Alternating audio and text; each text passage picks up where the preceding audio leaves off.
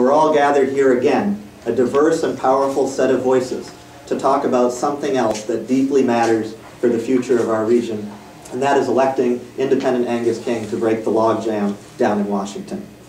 We know Angus King. We know that he's thoughtful, we know that he's creative, we know that he listens, we know that he cares, and we know that he leads.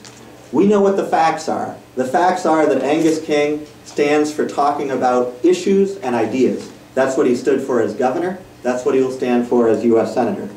We know that he stands for balance. Yes, 8 balanced budgets in a row, despite what you may hear, but also for the balance between protecting Maine's environment and protecting a climate for investment and business growth. And because of that balance, we know that Maine added tens of thousands of jobs during Angus's tenure as governor. No one is talking that kind of common sense dialogue except for Angus King. That's exactly the kind of thing that we need to do. But there are 2 things that are more important than party: independence and integrity. Maine has a long and a proud tradition of independence and political moderation. Margaret Chase Smith, Ed Muskie, Bill Cohen, George Mitchell. And Angus King is well within that tradition of independent and moderate and courageous political leadership. Maine doesn't need, and we don't welcome out-of-state ads distorting truths about one of Maine's outstanding governors. This undisclosed funding will not sway Maine elections. His demeanor will help strengthen confidence Maine people have for their future. Angus will bring that as Maine's senator in our nation's capital. I had the pleasure of working with Angus King as governor for 6 years under the dome in Augusta. I found him unfailingly open-minded, accessible, and most importantly, against simplistic remedies to complex questions.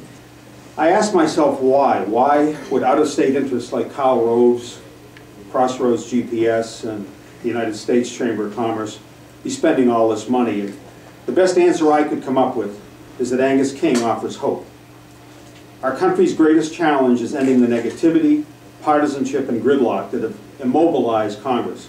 Angus will bring to the Senate his strong spirit of independence, his record as governor in building consensus, and the promise of statesmanship in his role as a United States Senator. He doesn't care if you're a farmer or a fisherman or a business person.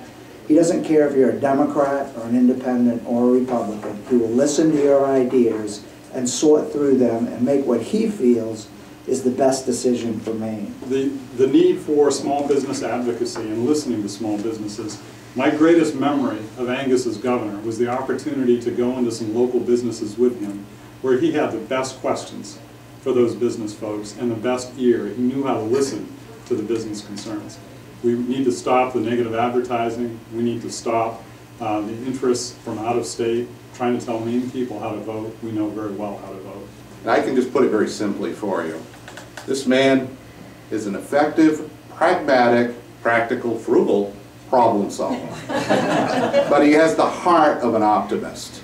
And aren't those things that are sorely needed in Washington right now?